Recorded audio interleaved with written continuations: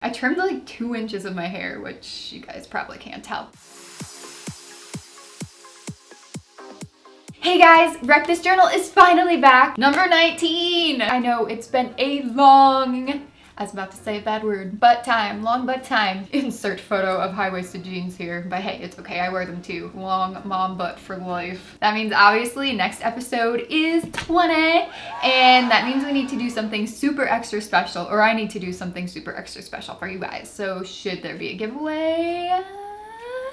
Maybe, I don't know, let me know. Or maybe some of you guys could submit your artwork and or Wreck This Journal pages to me, and then in a future video I can recreate some of your drawings, paintings, whatever. I think that'd be a lot of fun. So maybe I'll incorporate that into next video. If you missed out on my bullet journal videos, I posted 2 of them, a 2018 spread along with my January setup. So you can go check those out, and my entire Wreck This Journal playlist if you're not caught up on all the episodes, but you don't have to watch them in order. I'm excited to show you the pages. Let's get into it. The first page I worked on this week is collect your pocket lint and glue it here. I didn't actually dig through my jeans pockets or anything. I went straight to the main source, which is the garbage can in our laundry room. You can see it's really dusty and has a lot of my hair and Leo's hair inside, which is gross, sorry. But I did dig through and find the cleanest pieces that I could. Not much color choice, but here's 3 variations of like gray-y blues. I decided that I wanted to create a mountain range with this lint. So I'm pulling the pieces of the lint apart, and I'm going to shape those little tiny pieces into a giant triangle, and I'm putting 3 of those on the page, 1 for each color. Once I have the basic shapes formed, I'm going to take some Elmer's school glue and I'm just going to glue all the little pieces down so they are secure. I never thought in a million years I'd be gluing dryer lint to a book or creating art with it at all, but I actually have seen different artists use dryer lint to make sculptures, like 3D sculptures that are so cool.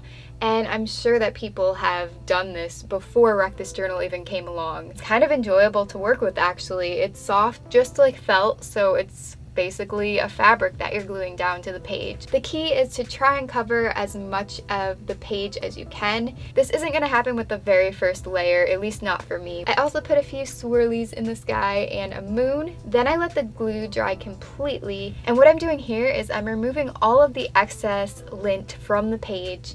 Otherwise it's going to be really thick and that stuff could just peel off anyway in the future, so why not just get rid of it if it's not sticking down. And another reason I'm doing this is to see all the holes basically in the shape. Wherever the page is peeping through, I want to cover that up with lint. But before I do go back in with glue, I am going to color the background and make it into a sunset.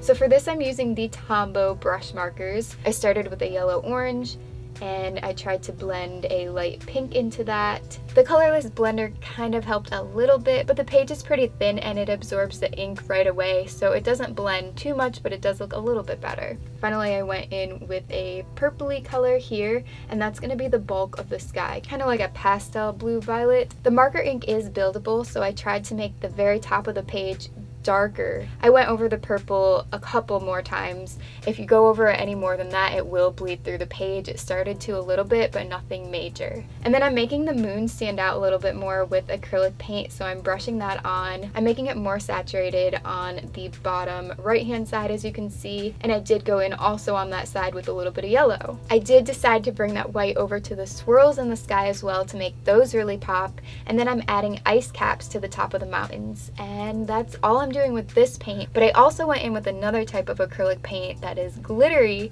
and I put that at the very top of the sky. The final thing that I'm doing to the background before I go in and fill in the mountains more is I'm taking a white gel pen and I'm going to create some diamondy stars in the sky and also dots. So here it is in all its linty glory.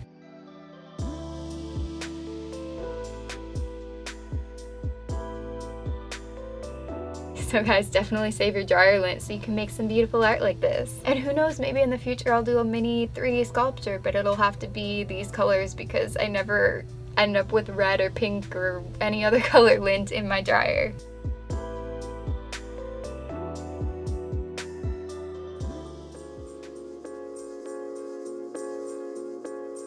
Moving on to the next page. Oh my gosh, I cannot wait to show you how this turns out. So this is the wrap something page, obviously.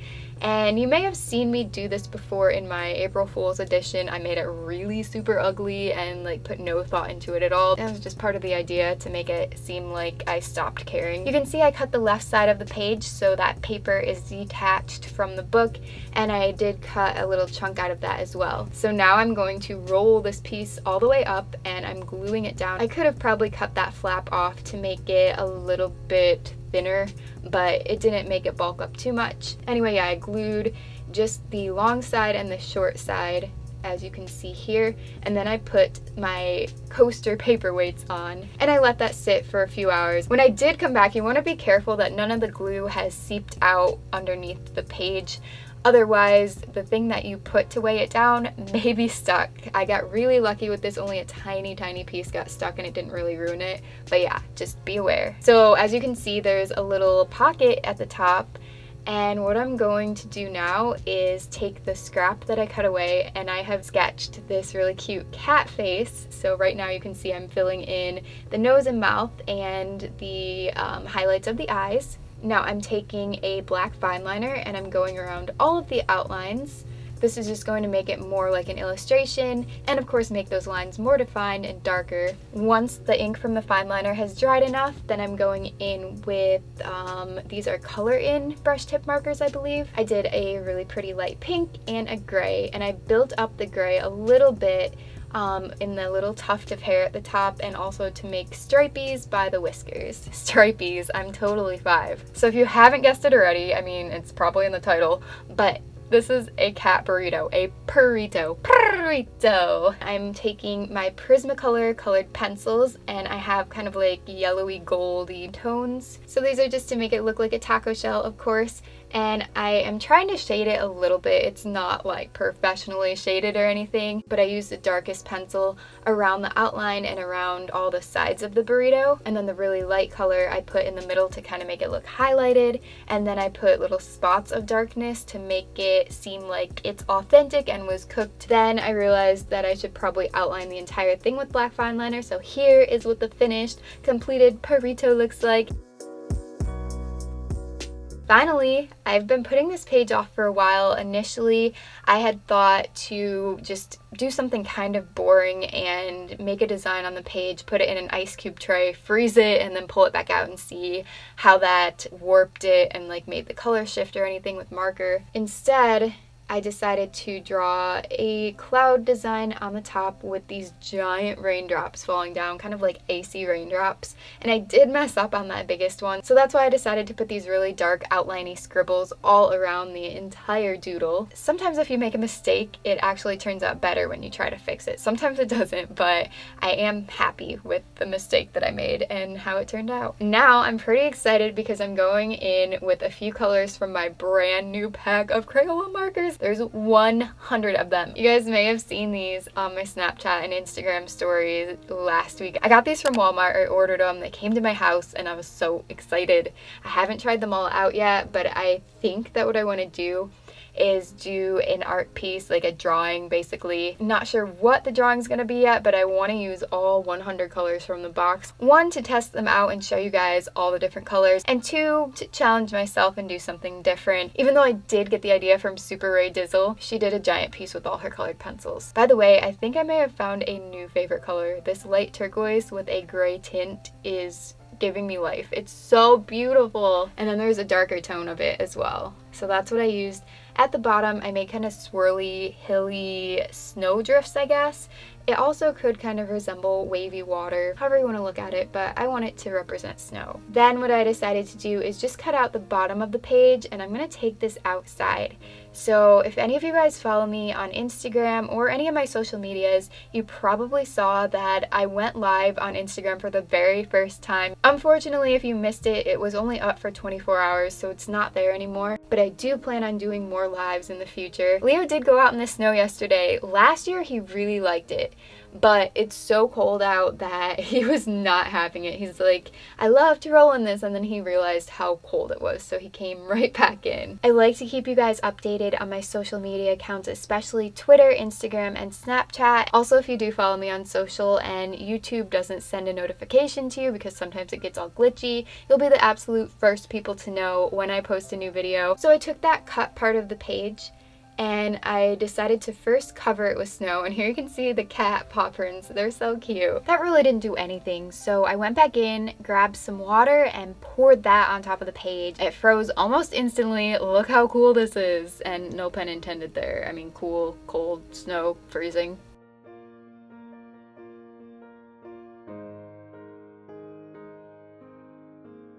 The best part of this is when I got to come back inside with the art piece, shut the door, and be back in my heated apartment because it's so cold out. Anyway, I want to show you guys how it turned out after I blow dried it because I was too impatient to wait for it all to melt and then dry. So I did blow dry it, and most of the color did come off and it faded into this effect right here.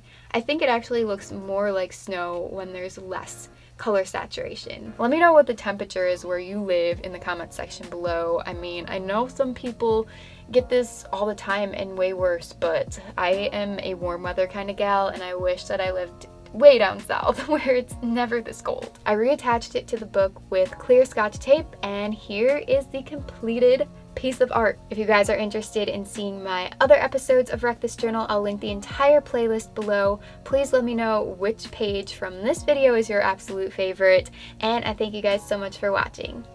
I hope you guys enjoyed. If you did, please give it a thumbs up to let me know. If you haven't seen these videos here, I'm gonna serve them to you right there. I hope you guys have a great rest of the day, and I'll see you very soon. Bye.